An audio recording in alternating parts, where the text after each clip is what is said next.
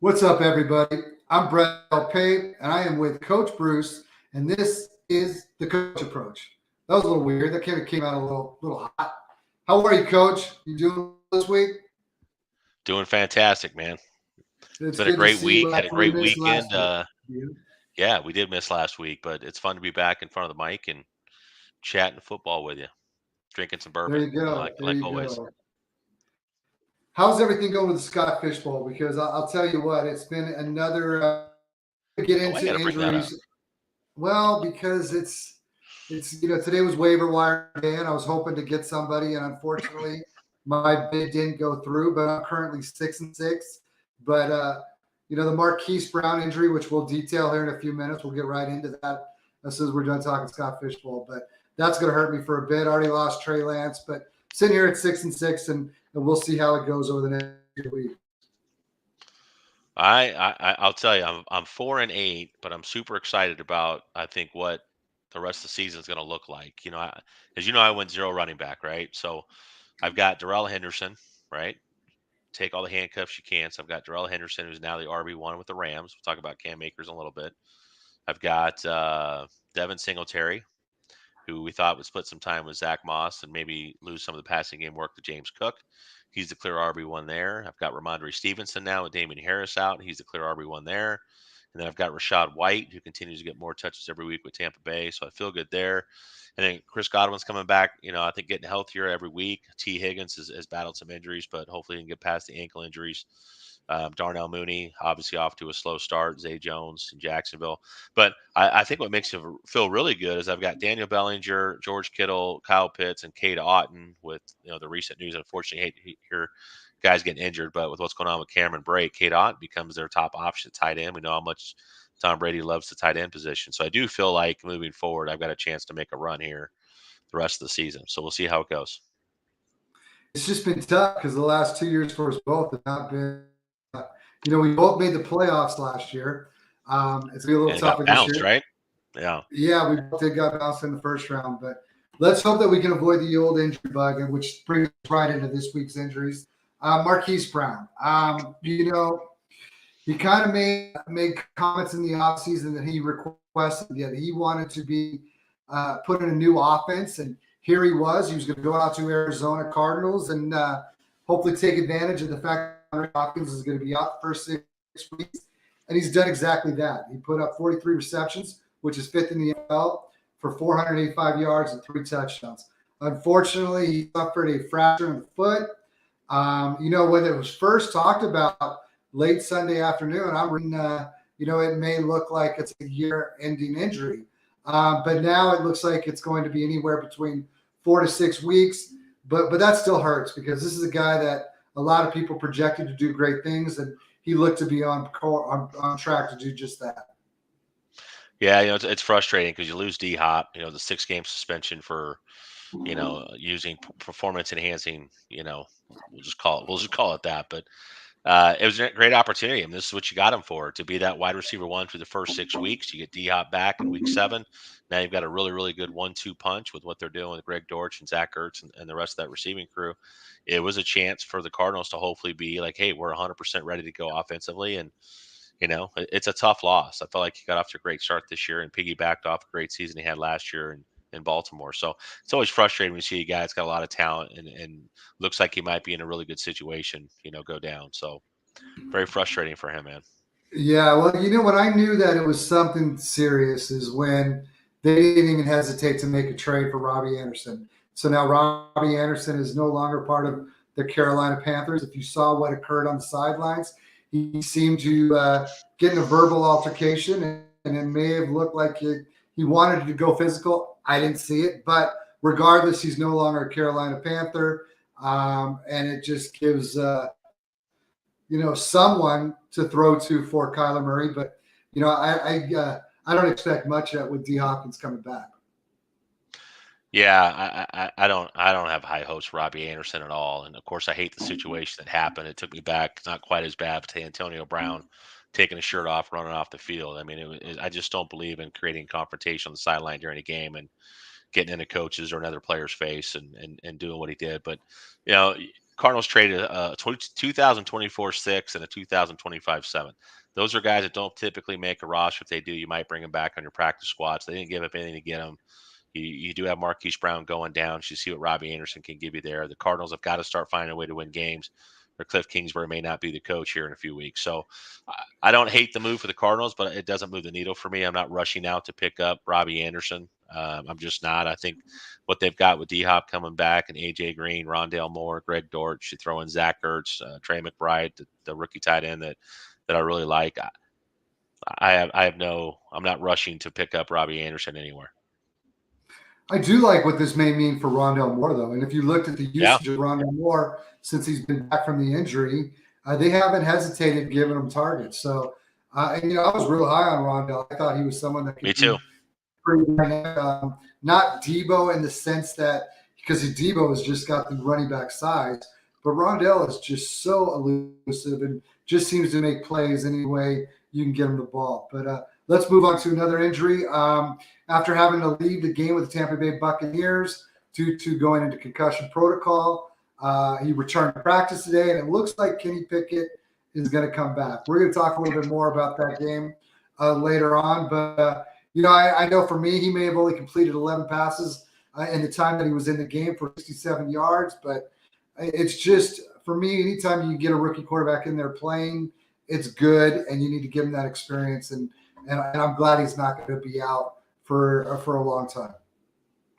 No, I mean, hey, look, the Steelers got off to a slow start this season. It was one of those situations where you kind of knew, hey, if Mitch doesn't have them at around that 500 mark or an opportunity to look at, hey, this could potentially be a playoff year for us, they're probably going to have a quick hook with Trubisky and give Kenny Pickett an opportunity. And, here we are, him getting that opportunity. So it's good to see him come back. I would have liked to see Mitch Trubisky play better and take the Steelers a little bit deeper in the season.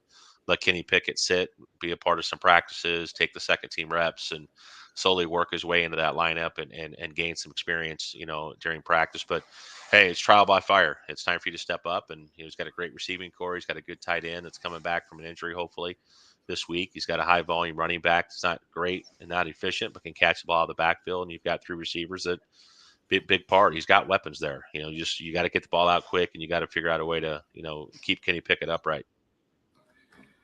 One more injury before we move on to a couple guys that get to come back. It's not often that we get to highlight players that are coming back so far in this NFL season with all the injuries we've seen. But before we get into them, let's talk about the J.K. Dobbins. He left the game early last week in the loss to the New York Giants. And it seems to be just more issues with the knee that he tore the ACL in last week.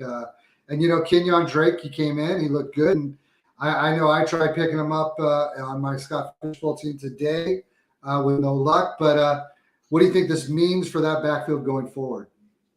Well, it's unfortunate for J.K. Dobbins, right? I mean, I loved him as a prospect coming out. I don't love his landing spot just because of what, Lamar Jackson does in the red zone in terms of sniping carries and touchdowns. But the talent's always been there. And Kenyon Drake filled in great, 10 carries, 119 yards and a touchdown. There wasn't another running back that came in and got a carry. Justice Hill is battling some hamstring issues. And you've got Gus Edwards, who's still not back from a season-ending injury prior to last season as well, who also missed last season, is not ready to go. So if J.K. Dobbins can go, he could be a great play this week. I'm going to stay away from him just simply because I don't know, even if he goes, how much he's going to give you. Kenyon Drake, if you have to play him in deeper leagues, you got guys out due to bye weeks. He's a solid flex play, especially if J.K. Dobbins is out. I certainly wouldn't hesitate to put Kenyon Drake in my lineup. Now we're moving on to a couple quarterbacks that get to come back. And I know the first one we're going to talk about, I mean, he came out. He was doing great for fantasy and for real football. And that is Tua is back this week after missing the last 3 weeks. I don't know about you, but I'm pretty excited to see if that Miami offense can go right back to what it was doing prior to his injury. Yeah, I love Tua as a prospect. I liked his story. He's just one of those guys. It's kind of a feel-good guy you want to get behind, and you feel like he's a very smart guy. I know there were some questions about his arm strength, some questions about him at the NFL level as a leader, being able to speak up in the locker room. But I think he's proven with the addition of Tyreek Hill and what they have with Jalen Waddle and how they're building that team. I mean, it's the best 1-2 duo in terms of speed, top-end speed that opens up the middle of the field for guys like Mike Gesicki and Cedric Wilson. So I like what Miami's building, and I'm excited to see Tua come back and see if he can feed off of and continue how he started this season. And there's certainly no reason why he shouldn't be able to do that. Shoot, he's leading the NFL right now in 9.0 yards per attempt, completing 70% of his passes. So I'm excited to see him come back this week. I think you're excited to come back as well. Yes. Yes, I am. Yes, Dak Prescott. If you don't know, Coach Bruce is as big of a Dallas Cowboys fan as anybody on Twitter, and so Dak is back. They went 4-1 without him. With obviously many people probably think that was going to happen, but here we are heading into Week 7, and Dak is back. And you know what? The Cowboys got to be thrilled that they're still in contention for everything. They didn't lose out on anything while he was out. No, hey, hats off to Cooper Rush. He's exactly what you want your backup to do. If given the opportunity to play, you can keep that team relevant while your QB1 is battling an injury. And he was 4-0 leading up to the Philadelphia game. I knew that was a game. I picked Philly to win the division. I did not think it was going to be hard enough with Dak to beat Philly, and I think asking Cooper Rush to do that just wasn't going to work. I thought Dallas ran the ball really well, but when they had to get plays through the passing game, he just wasn't really ready to step up. And it's a great matchup for Dak. He gets to go against the Detroit Lions this week, who have given up more yards than probably you and I could put up if we were playing defensive backs in the NFL right now. They're horrendous against the pass, or they're not great against the run. They've got to score a lot of points to be relevant. So it's a great week, I think, to bring Dak back and say, hey, this is a chance for you to have some success in your first week back. So I'm excited to see him for sure. Kicked some news yesterday about, or actually last week, and that's when hold on real quick. Came out and said that. Yeah, you got a question. We got a question. We got to get to it. Yeah, go ahead. PPR. Why don't you read it, Coach? Super CNB challengers, man. Appreciate you jumping on. PPR, I need a flex. Chris Olave, Mike Williams, Christian Kirk, Eno Benjamin, or Raheem Mostert. Who do you like this week? For me, it's still going to be with Keenan Allen out and not knowing what's going on with the quarterbacks and the Saints. I got to go with Mike Williams. That would be my first choice. But I can see someone going. Anytime you got a wide receiver 1, and Kirk is a wide receiver 1, he played well earlier in the season. He's a good choice as well. But where are you leaning, Coach? Well, I think it's a couple different things, right? Chris Olave, you nailed it. I think you look at the list and you say, here are the guys we can eliminate pretty quick. And Chris Olave is certainly that guy, just because of the quarterback situation. Looks like it might be Andy Dalton again this week, and what they're doing with Taysom Hill. So for me, I'm probably eliminating Chris Olave. Mike Will. It's funny. I was talking to my daughter's boyfriend as we were driving the car today, and we were talking about Mike Williams, and he's a huge Charger fan. And I think there's certainly upside with Keenan Allen still out. We got to see a lot of Josh Palmer this last week. They really utilized him, I thought, really well. But I think Mike Williams is that guy that can be boom or bust. He can give you 3 catches for 65 yards and not see the end zone, or he can give you, 615 and score twice. So I think Mike Will, if you're chasing ceiling, I think is your play this week. Christian Kirk, I do think with Trevor Lawrence and what they're doing offensively there with Travis Etienne getting a bigger role there, I think that might take away from a couple targets in the passing game from Kirk. I followed Kirk in high school out here. I followed him through his career at Texas A&M. Love his talent. I'm happy that he's over there. I'm friends with the wide receiver coach over there in Jacksonville. So, but yeah, I'm like you. And Eno, I'm not excited enough about him. I watched him out here at ASU. I hope he does well, but certainly not a guy that I'm playing over Mostert or any of these other guys. He's probably the last guy on this list that I would play. So I would lean Mike Will as well. If you're shooting for upside, if I'm shooting for a safer floor, it's probably Christian Kirk. Hey, thank you once again, Super. I love the name, Super CNB Challengers. I like it. I love it. Moving on to some news that we wanted to get into, and that is Cam Akers has been asked to he's just sitting in limbo while they try and figure out how to what they're going to do as far as trade him. It seems like there's some issues that go beyond just simply his performance. The performance on the field this year it's kind of been lackluster. He's got 51 carries for 151 yards, only 3 yards a carry with a TD and only 2 receptions. I know a lot of people like myself, fans of Cam Akers, and then the injury came with Achilles. It seemed like they rushed him back last year, or but he's just so damn good he got back early. Struggled a little bit, but you thought with the whole season he would be more ready. Kind of disappointing in the way it looks like it's going to happen for Cam Akers and the Los Angeles Rams. Yeah, I'm not super excited about Cam Akers. I mean, I think as a player, you certainly root for a guy coming off a major injury to do well. It did appear they rushed him back last year, wanting to make a playoff run, and they were able to win the Super Bowl despite his inability to create yards and those things and make people miss. But there's some explosiveness there that's missing for sure. And I think some lateral quickness that's lacking there. So Darrell Henderson, I think to me is a clear RB1 there moving forward. I think Cam Akers probably saw that. I mean, there's a big difference in terms of receptions. It's 14-2. Darrell Henderson certainly taking the lead there. You got Malcolm Brown back there, and you got Brandon Powell. Now they're using the backfield on some gadgets as a receiver and a return guy. So I there's not a whole lot for Cam Akers to be excited about right now. I certainly hope he finds the right landing spot when he gets traded and finds a way to get in the mix, but I just don't think he's there. This might be a 2-year deal before he's ready to really be the guy that he was coming into the league. Well, as someone who can't seem to trade him for any value whatsoever, I'd be happy if he came back and gave me anything over the next couple of years. Something that is back, and that's football in New York. You got the New York Giants 5-1, and the New York Jets 4-2. This is a city that finally has great football going on, while at the same time they've got two baseball teams that made the playoffs, and the Yankees are still in it. So, what about New York, man? What's going on up there?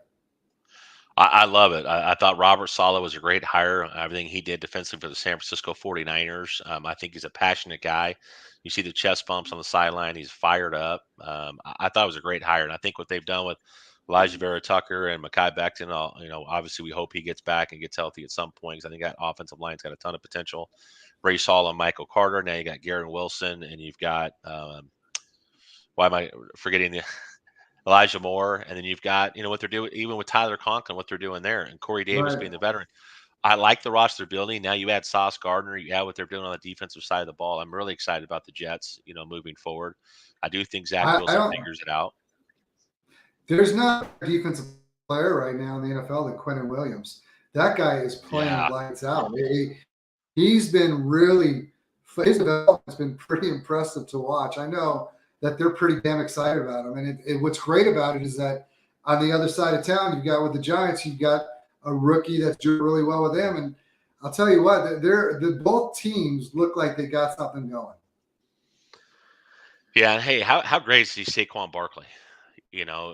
Bounce back the way that he has. And that's an example of a guy that it took him 2 years to really get back and be as explosive as he was, coming to the NFL. And because we saw what he did the first couple of years. So super excited. And what they've done, Andrew Thomas, the offensive line there, I think they've got a steal and Daniel Bellinger at the tight end position. They got to figure out the wide receiver position, but I think with Kayvon Thibodeau and the improvements they're making on the defensive side of the ball, and Brian Dable, I mean, he's huge responsible. He's hugely responsible for the Josh Allen, what they did in Buffalo and his improvement from, coming out of Wyoming, struggle with the efficiency and accuracy, and what he's been able to do with Josh Allen there before coming over to New York. And look what he's done for Daniel Jones. That's a guy that everybody wrote off. And now there's conversation about, hey, how big would it be if the Giants could not have to take a quarterback in the draft? If you have your guy that gives you some rushing upsides and can be a good game manager and you can build pieces around him, that's a perfect situation to be in. You've talked about that a lot. If you don't have to waste another pick on a quarterback in the top 10. And look, the Giants keep playing the way they are. They're not going to have a top 10 pick anyway. You're not getting one of those top quarterbacks coming out. So at this point, you ride the wave and you hope Daniel Jones figures it out, which I think under Brian Dable, it's going to be his best opportunity to figure it out at the NFL level. So, well, I think he's happy with what he's getting from him.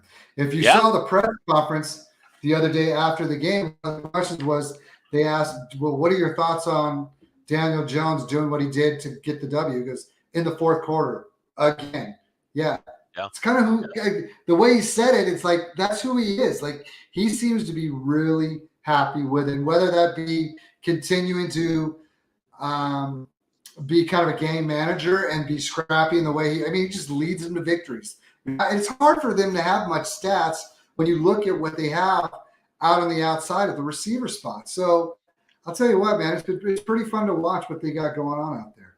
No, hey, and you just hit on it. Look at the wide receiver room. They're just now getting It's got Wendell to be the Robinson worst in the back. NFL. We thought the It's up Dallas there. Cowboys.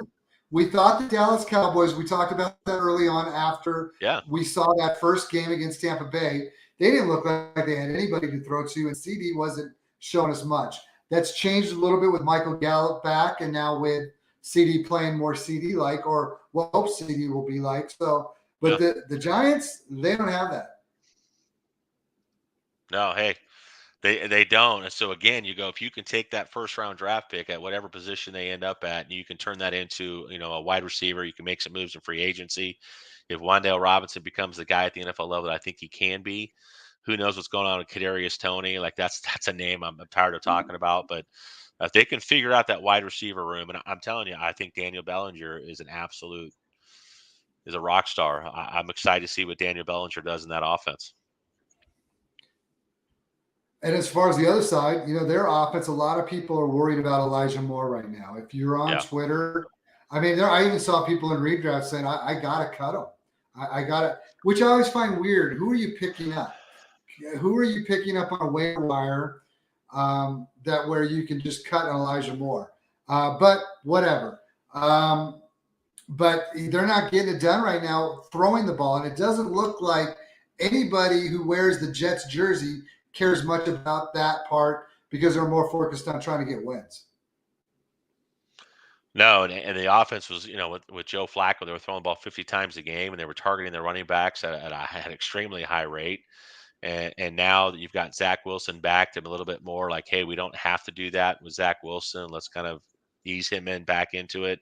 Let's get Breece Hall more involved. Breece Hall is an uber talent. I mean, I love Breece Hall. We'll get into him a little bit later, but they've got some great building blocks there. I mean, on both sides of the ball, Sauce Gardner, we could go on and on and on about the Jets Right. roster. I love it. We'll move on. But yeah, I'm excited about what they're doing and with the Jets. All right, let's move on to week 6 recap. And we're only going to touch on a couple games. And the NFC East, we've already talked about the New York Giants and how well they're doing at 5-1. So it's weird that a team's 5-1 and they're in second place. But that's because the Philadelphia Eagles, after week 6's win, 26-17 over the Cowboys, are now 6-0. I don't know how you feel as a Dallas Cowboy fan of what the loss meant. Are you putting a lot of credence into it as it relates to the championship down the road that could be won? Or are you thinking, well, we're happy where we're at and Rush was at quarterback, so this really didn't mean much? Well, I think you're 6-0, 6-0 for the Eagles versus 4-2 for the Cowboys. You're 2 games back, right? So I don't know that you got to get some help at this point. You got to have somebody else beat the Eagles. You have a chance to beat the Eagles in the rematch later in the year. That puts you at the same win-loss records. Now you got to have a better division record. Then it comes down, well, head-to-head is going to be 1-1. But I look at, you started Cooper Rush. You still have Tyron Smith out. Both teams have got some situations. Lane Johnson ended up, leaving that game. But it's exactly what I expected. I mean, I picked the Eagles to win that division. I think from a roster construction, if I was just to look at the roster on both sides of the ball, I feel like the Eagles have the better roster and, more importantly, in the trenches. Now, if they lose Lane Johnson, that's big. I mean, that's a big loss for them. But I was impressed with the way the Cowboys ran the football. And when they made the adjustment and they started to double team what we would call COG or CAG, which is a center guard combo block on Jordan Davis, and they'd run right off the guard's ass between the tackles. I thought they did a great job with Pollard and Zeke at establishing the run against the Eagles. I think it was 26 carries for 130 yards, 5.2 yards per carry against a very good front with Philadelphia. So I think there's things a Cowboys fan you can build off of. You didn't have Dak. Now you get him back. Dak's going to be playing with Michael Gallup for the first time since last season. Hopefully you get Dalton Schultz back. I thought Jacob Ferguson stepped up well in his place. I wouldn't be surprised to see Jacob Ferguson be the guy and they move on from Dalton Schultz, who, as we know, is going to be a free agent. So you're either going to franchise tag him or move on. But there's a lot of great things. But I just think Philadelphia, with Jordan Davis, with Nakobe Dean, with James Bradbury, and those corners, and Darius Slay, they're so good on the outside. In terms of what they're going to try to get you to do as a quarterback. Like, you're almost taking your 1 and 2 receivers out of the game plan and saying, you're going to have to beat me with somebody else. And so I love the Eagles roster. So I'm not surprised at the outcome. I thought when Dallas got back to 20-17, had we been able to get a stop on the next possession, but of course we didn't. Philadelphia went down and scored. Now they're up 9, and Cooper Rush throws his third interception of the game. So Phenomenal. I was surprised it was even as close as it was. So from a Cowboys fan, I have some good takeaways from that game. So You've been on Philadelphia all year. You talked about them yeah, right from the start. You picked them as your team to win the NFC East, and I believe you had them going all the way to the NFC Championship game. yeah. Still feel like, after watching them, because their offense didn't click as well. But everyone's talked about the Dallas defense all year long, but your mind has not changed whatsoever as far as what we're looking at the Philadelphia Eagles, has it? No, as a matter of fact, right now I'd have to be the NFC representative, and Tampa Bay would be the one that I had going to the Super Bowl this year. In the NFC or the Rams. Those are the three teams. But the Rams have a ton of problems up front with that offensive line. They've got some issues with Allen Robinson has not panned out. Matthew Stafford hasn't looked great. The defense is not as dominant as it was a year ago. At Tampa Bay, we know what's going on with Tom Brady. Unfortunately, with the personal situation, his numbers have not looked great, especially against pressure this year. So I think right now, like, how do you not give Philadelphia and say that is the team to beat in the NFC? That should be your Super Bowl representative in the NFC. There's not a team in the NFC I would say could contend outside of the Cowboys in their No. own division. Because if the Cowboys get right offensively, that defense is balling out. But I don't want to be that Cowboy typical fan that says, "Hey, it's our year." I'm not there. I think it's the Eagles. It's the Eagles are going to have to give that to somebody. I think it's the Eagles' division to lose, Right. and I think it's the Eagles to represent the NFC in the Super Bowl right now. Much as I hate to All say right, that. let's switch to the other conference where a lot of people couldn't believe that this was not the primetime game, and that's the Bills versus the Chiefs, where Buffalo won 5-1. They win 24-20. I'll tell you what, Josh Allen just finds a way each and every week. That guy, I know when you look back at the draft class, a lot of people talked and looked at the two Southern California quarterbacks and Josh Rosen, and then with Sam Darnold, but here we are 4 or 5 years later. This guy's one of the best players in the league, if not the best player in the league. No, I think it's crazy right now. This to me was the AFC home field advantage throughout the playoffs. The team that won this game was going to represent the AFC, and you're going to have to go through them. So Buffalo sneaks away; they're 5-1. Now they are going to be in the AFC Championship game, in my opinion. Hopefully, it's what we want. The records fall the way they should, and you end up with Buffalo versus Kansas City at the AFC Championship game. I think that's must-see TV. Josh Allen, 27 of 40, 329 yards, 3 touchdowns, another 32 yards on the ground. Singletary has put a complete stranglehold as the RB1 in that offense with 17 for 85. 5 yards a carry. He had 17 out of 19 running back touches. That backfield belongs to Devin Singletary. Stephon Diggs is Stephon Diggs. Gabe Davis does Gabe Davis things. Three catches for 60 yards. But what does he do? He gives you the touchdown upside. He seems to do it. 3 catches, 74 for touchdown. And then you look at Mahomes, passing wise, yeah, 338 yards, 2 touchdowns, but you throw the 2 picks, the one big one late in the game that sealed their fate. Yeah. But they only ran the ball 18 times for 68 yards. Just 3.7 yards per carry is not awful in terms of yards per carry. They just couldn't really establish the run. I think we talk about playoff football. Yes, it's an offensive game, which you've seen more too high looks, right? You're taking away the vertical passing game. You're getting rid of Tyreek Hill, gives you that vertical stretch. And now you're having to say, hey, we have to be really efficient, right? In that intermediate range, short to intermediate in the passing game, but you got to be able to establish the run to set up the RPO game. And I think that's where the Chiefs are going to struggle. And that's, I think, is the difference maker for me. So to me, it's still Buffalo 1, Kansas City's, I think, who we thought they were going to be offensively. I think they're going to be right there. But phenomenal game, man. Had an absolute blast watching this one. You got one of our bosses here, Alex Johnson, coming in with an Eagles Bills Super Bowl. Obviously, that's who you're leaning now after what we saw this weekend, and it's going to be a fun year all the way down the stretch, trying to see which of those four teams really kind of go down and make it happen. Yeah, he's right. I think those are the two best teams in the NFL right Yeah. now. I think he's 100% correct. I would certainly say, if I got to put money on it, I'd put money on the Eagles and Bills for sure. Before we move on to when we were going to talk about after 6 games, kind of 1/3 of the way through the season, and look at who we picked for our MVP, Players of the Year, and Rookie of the Years and such. Just saw something on Twitter talking about, I think it was Scott Simpson, 22% decrease in fantasy football scoring this year. Football Yeah, I is saw that. just bad this year. And if you look at that, it's absolutely right. I mean, the scoring across the board has not been something to – it just hasn't been very good looking football at times. No, and I think what's interesting, and Tom Brady mentioned that, right? When they had the one interview, and he said, "Hey, I think I've seen a lot of bad football this year. Scoring is down, fantasy point production is down, but it goes back to the point that I made earlier about you're seeing teams with more too high looks, which football 101, that's less guys in the box to beat you up in the run game. They're forced defenses are now forcing you to say, hey, we're going to take away the home run play and take away a little bit of that pace of play. And we're going to force you to beat us methodically down the field to score. And that's created lower scoring, less fantasy points, especially the wide receiver quarterback positions. Things are more condensed, they're more tight. Think of it as just outside the red zone from like the 25 and in, right? You don't have safeties playing 20 yards off the ball. It's that deeper edge of the red zone. And so you're seeing defenses play that style and say, hey, we're not going to allow you to beat us over the top. We're going to force you to put drives together. And, we think at some point we're going to bank on the fact you're going to throw a bad pass. You're not going to be able to establish the run game. You're not going to be able to move the ball. And, we're going to put ourselves in good field position. So I think defenses struck back after what's been a scoring league, and the rules dictate that. Everything helps towards the offensive side of the ball. Touchdowns are sexy, right? Well, you've now seen defenses counterpunch and say, hey, we're going to take that away from you. You're going to have to find another way to beat us. So I think it's good for the game.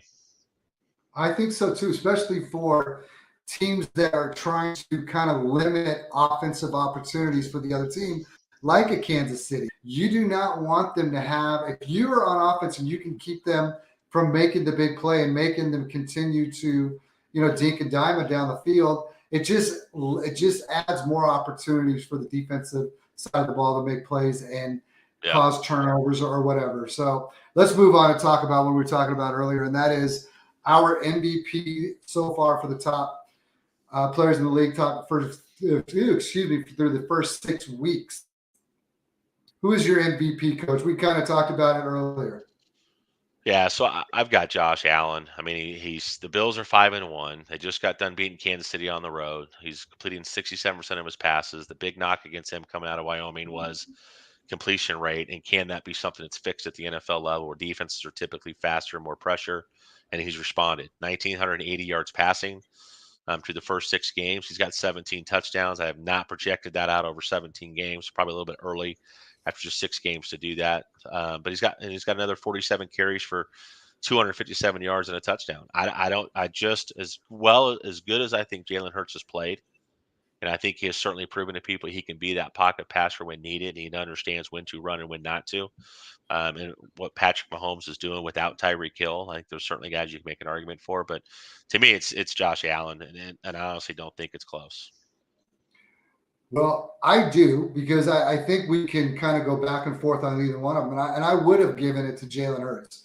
And I would have given it to Jalen Hurts because, they're 6-0, and I feel like he's doing it in multiple ways, not that Josh Allen. I mean, it's hard to say anything positive about the other without the other person thinking that you're talking negatively about Josh Allen. Either one of them could win either award. So you want to give MVP to him. Jalen Hurts right now is the Offensive Player of the Year. He does not have the stats. So you talked about Josh Allen, 17 touchdown passes through 6 games. You're looking at 6 touchdowns for Jalen Hurts, but he does give you 239 6 on the ground. 6 on the ground, and he just kind of commands that offense, and it's the offense. The offense is undefeated. No, and I think that's it, right? So Josh Allen's got 18 total touchdowns, 17 through the air, 1 on the ground. Jalen Hurts has got 12 total touchdowns, 6 through the air, 6 on the ground. So you can still make that comment like, hey, the difference between Jalen Hurts and Josh Allen right now is who they are as a passer.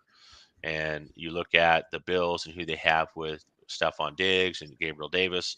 You look at the Eagles and say, hey, we've got Devontae Smith. We've got A.J. Brown. I think they have a leg up. I'd take Dallas Goedert over Dawson Knox any day of the week. But I think offensively, and I take Miles Sanders over Devin Singletary. So I think there's more weapons in Philly. But Josh has Stephon Diggs, and to me, that's the equalizer. I mean, Stephon Diggs is, from a skill set standpoint, the first player between either of those two teams I would take if I'm drafting a player today. For redraft for one season, I'm taking Stephon Diggs. Stephon Diggs, from what he did since he's been with Buffalo, what a perfect – they just seem to be prepared for each other. Yeah.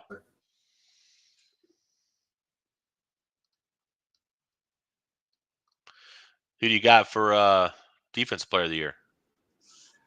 Defensive player, that's where we just got to get into. I think I've got some buffering issues going on, but defensive player of the year, you're not going to be surprised. This is the guy that you wanted to be. I think he was the player of the year for rookies last year, and that's Micah Parsons. What that defense was due for the Dallas Cowboys and him, and he's just all over the field, and you know it more than anybody. Yeah, I mean, as a linebacker, he's got 6 sacks, 18 quarterback pressures, 5 tackles for loss. He's first in all 3 of those categories. He's not even a full-time edge rusher. You saw that against Philadelphia. There were times they needed him to drop in coverage. And I think what's interesting is I can't remember who the receiver was, but he dropped in coverage and got the PBU. And he was kind of shaking his head like, don't try to throw against me because I can cover people too. I'm not just a guy that, that's what his skill set coming out of Penn State was he was so good from sideline to sideline with a 4.4 speed guy at his size. It wasn't really until he got to the NFL, they're like, hey, because of injuries with Randy Gregory and DeMarcus Lawrence, they're like, hey, we got to use him more as a rookie, as an edge rusher, and let's see how that plays out. And he proved to everybody he can play. I can't remember who it was. There was a coach during the telecast that was saying that he's probably the only defensive player I have ever seen in person that I feel like if he focused an entire offseason, he could play all 11 positions on the field on defense. He's pretty impressive. That's a massive compliment. That's a massive compliment. And he just gives him so much flexibility because of his athletic ability.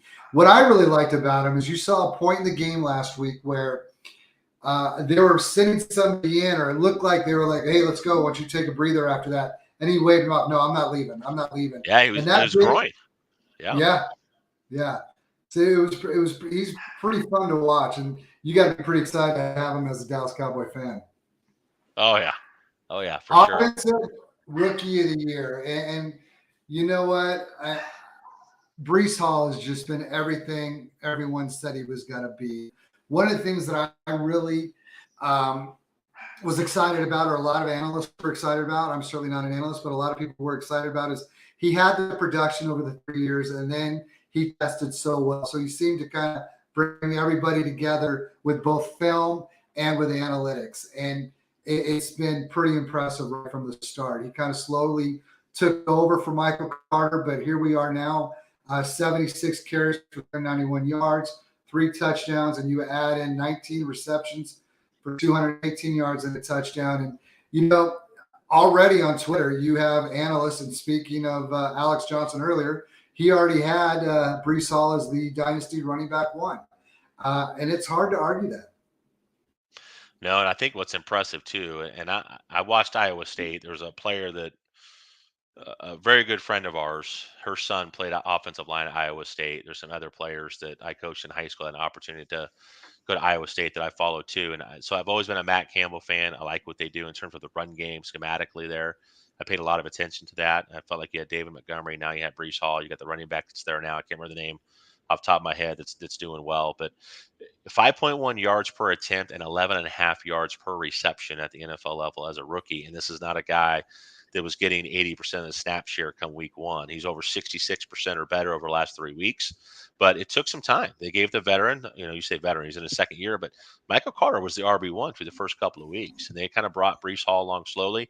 I didn't agree with that. I feel like the guy's more talented. I think you play him in week 1. I mean, there's no reason not to, but I'll trust the coaching staff there. We just talked about Robert Saleh earlier, but I'm extremely high on Breece Hall. I think you can make an argument as a dark horse for Damien Pierce. I think it was at C. Williams NFL, Christian Williams, who we think a ton. We love all those guys at the Debbie Royale, but he was a guy that called out that Muschamp did not use him well at Florida. Felt like Damien Pierce was a guy that could play at the NFL level at the right spot. We're starting to see that play out. Kenneth Walker is now getting an opportunity with Rashad Penny out. Again, hate to lose a guy due to injury, but I think what you're going to see from Kenneth Walker, he only needs a few more catches to beat what he had his senior year. I know Brad over at Roto Lounge made a comment on that the other day. Both of us were real big on not being concerned about the lack of catches in college. Those offenses were not schemed to give running back, work in the passing game. But there's a lot of rookies. Chris Olave, if he hadn't gotten hurt, was on a great pace. And then Drake London. And now, look, if you want to talk about dark horse, Bailey Zappi. You look at what he's doing in New England. If somehow how are we going How are we going Zappy, about Zappy. talking about a rookie running Okay, back who's I already said dark horse. a lot of players Dynasty 1 running back, and you I said take it dark from horse. that to blatant dark horse? Yeah, he's a dark horse. All Just right. remember, if somehow Mac Jones comes back and struggles, right, or somehow Bailey Zappi continues to get opportunities, they scored Well, we 38 talked points about last week. right. We You know, talked about Bailey Zappi 2 weeks ago. We talked when we talked about the we did. injuries. We Yeah, talked we did. about, and I told you one of the things I brought up with is here we go. We have another situation where you might see I'm if just they trying to had feed the drafted. fire. I know. Well, Yeah, you're trying to. You're not. Holy shit! You're throwing like all the gas in the world on the fire if you're trying to yeah, say yeah.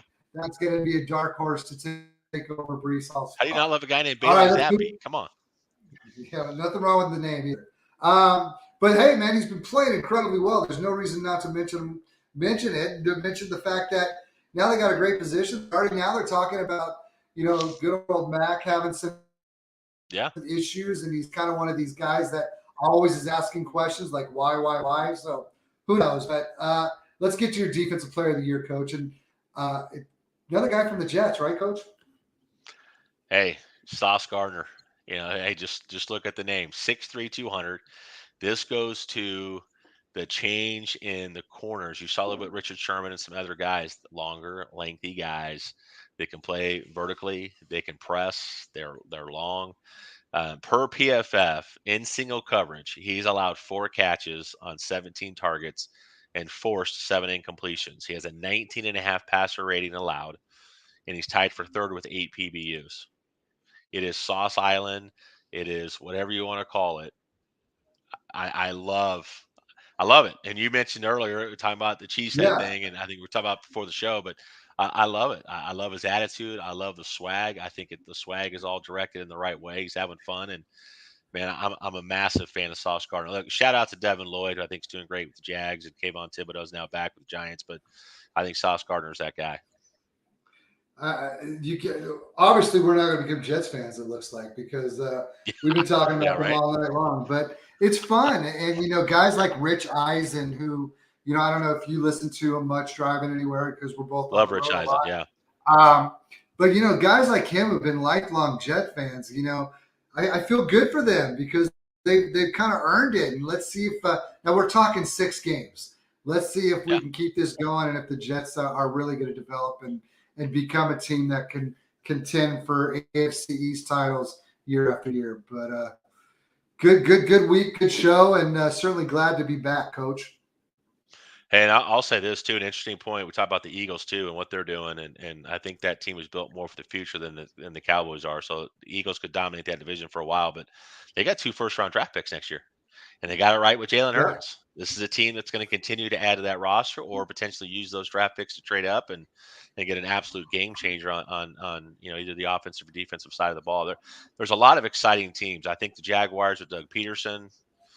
I'm really excited about what they're building there in terms of roster construction too, and what they're doing with. I think Travis Etienne. We're starting to see his snap share go up a little bit. James Robinson come back from the injury, and there's a lot of fun, exciting teams. I think that's the best thing about the NFL. There's so much parity.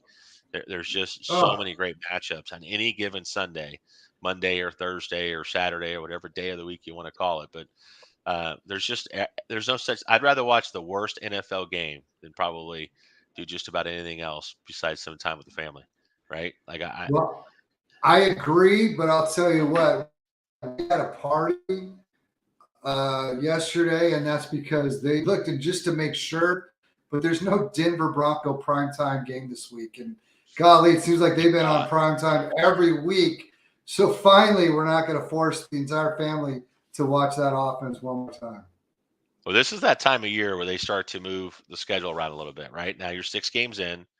It's enough of a sample size to say, hey, if we need to flex and bring somebody else into the spotlight, we probably need to do that. And I think the NFL has recognized that, hey, these Thursday night games have not been great. It's not to say they haven't been close games. It's just they have not been fan friendly. They haven't been the high scoring games. They haven't been those type of games. So I think now you start to look at that and say, hey, God, we could talk about Denver all day long. And I think people have to understand with Nathaniel Hackett, when he took that job, there was a belief that they were going to find a way to get Aaron Rodgers there. And it didn't happen. They ended up. So now, obviously, you bring Nathaniel Hackett in, saying, "Hey, he's got a relationship with Aaron Rodgers. It's a great opportunity." And you're like, "Oh crap, Aaron Rodgers is going to re-sign with Green Bay. Who's the next best guy? We're going to go with Russell Wilson." And it hasn't panned out. And that was the thing. Nathaniel Hackett likes to attack the middle of the field. Russell Wilson likes to attack outside the numbers and challenge teams vertically. It's a mess in Denver right now. And now Javonte Williams is out. The Melgo situation, it's not good. No. Coach, that brings us to our Sunday show. We're going to have our start sit show. We're going to talk about our picks against the spread. We'll talk about inactives. Looking forward to it. We go live at 9:00. Would love to take questions all night long. You can find us. Where can they find us, Coach? Find us on Spotify. Yep. Apple. Spotify, YouTube. Yep. Great show. Thanks again, Coach. Appreciate everything. And looking forward to seeing you Sunday morning. All right, man. We'll talk to you Sunday morning.